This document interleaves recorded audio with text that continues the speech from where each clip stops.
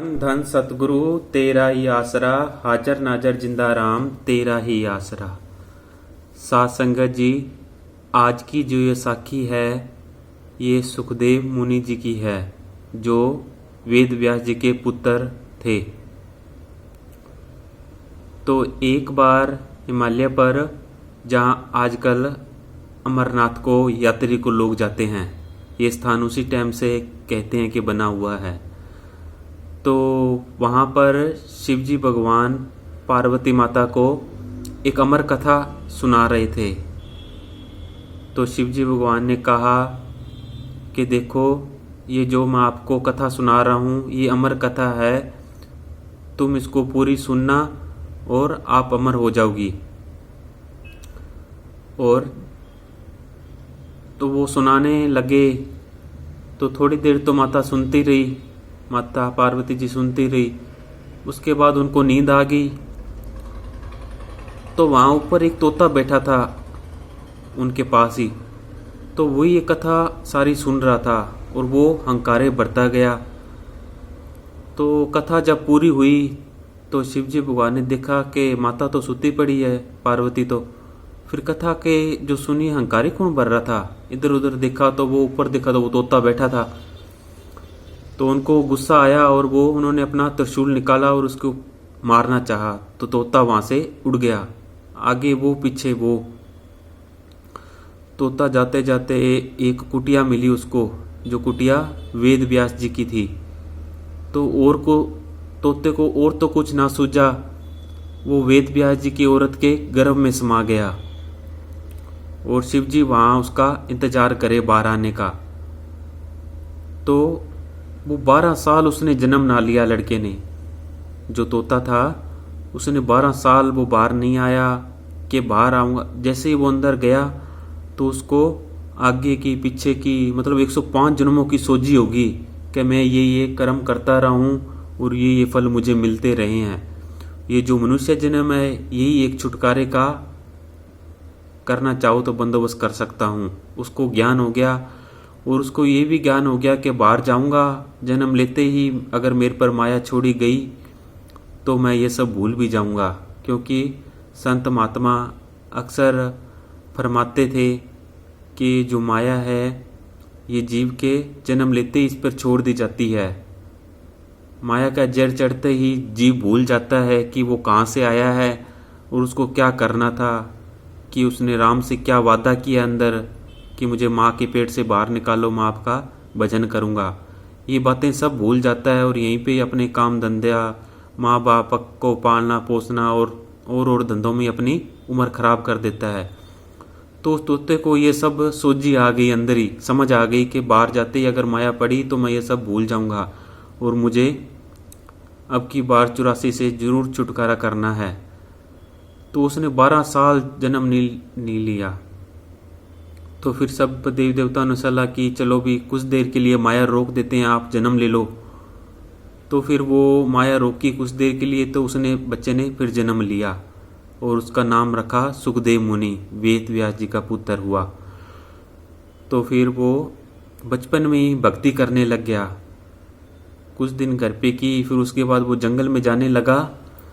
तो वेद व्यास जी ने रोका उसे कि पुत्र, तुम अभी से भक्ति में जा रहे हो, हमने सोचा हमारा पुत्र होगा तो हमारी सेवा करेगा। हमने तो आस लगाई बैठे थे और तुम अभी से भक्ति में जा रहे हो।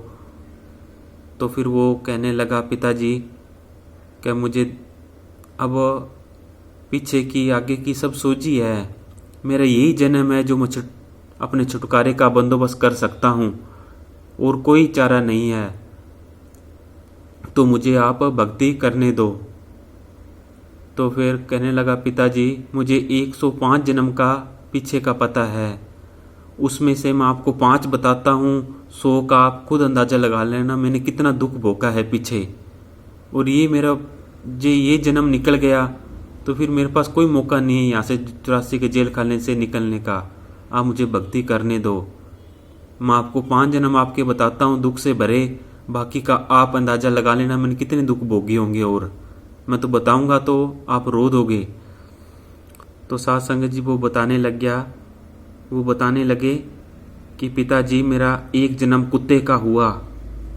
मैं सहज वहीं कहीं बैठा था ऐसे, तो पीछे से आके मेरे किसी ने जोरदार लाठी मारी जोर के सिर में, और मेरा सिर यहाँ से जख्मी हो गया, खुल गया, खून बहे। अब जहाँ से खून निकल रहा है, अब मेरी जहाँ जीभ नहीं लगती जख्म पे, वो जख्म मेरा सही नहीं हो सकता। अब मैं जहाँ जाऊँ पहले कोई लाठी लेके तैयार रही, मेरे कीड़े पड़ गए सिर में पिताजी। मैं मतलब बहुत तड़फा। अब इधर कीड़े तंग करते थे, इधर भूख तंग कर रही थी। जहाँ फरीद साहब ने लिखा है, फरीदा मौतों भुख बुरी, राती खा के सुते सवेरे फेर खड़ी। तो इधर एक तो भूख का दुख और एक इधर शरीर का दुख।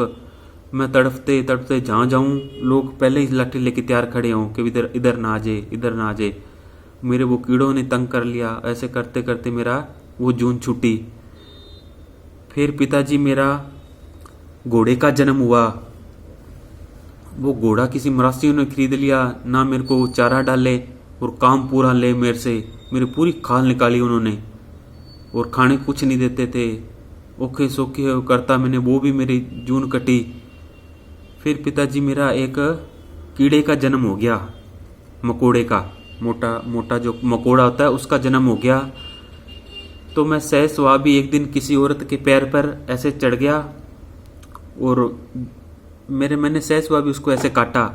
जैसे मैंने उसको काटा, उसने मेरे को ऐसे पकड़ लिया अपनी, और उसने ऐसे मसला ना, मैं तड़फ रहा था, उसको क्या पता। उसने सोचा छोटा सा जीव है, और उसे उसके नाखून में फंस गया पिताजी। मैं बुरी तरह तड़फ रहा था। जैसे मैंने उसने औरत ने मुझको पकड़ा और उसने अपने नाखून में मुझे फंसा लिया। वो अपने पति को कहीं खाना देने, भोजन देने जा रही थी। एक रास्ते में कहीं बालू रेत थी, रेगिस्तान का इलाका था, और बालू रेत थी। दोपहर का टाइम था, वो तप रही थी। उसके तपते हुए रेत में मुझे फेंक दिया, और मैं जैसे भुने हुए चने होते हैं वैसे मैं भुनीज गया वहाँ पर। मेरा शरीर वो भी त्यागा मैंने फिर तकलीफ में। फिर पिताजी मेरा चौथा जन्म गधे का हो गया। गधे का हो तो मुझे धोबी के घर जगह मिली। वो धोबी इतना गंदा था, रोज मेरे पे माल लाद के कपड़े, और रोज मुझ पर घाट से घर, घर से घाट, रोज मुझसे अप डाउन ऐसे करता।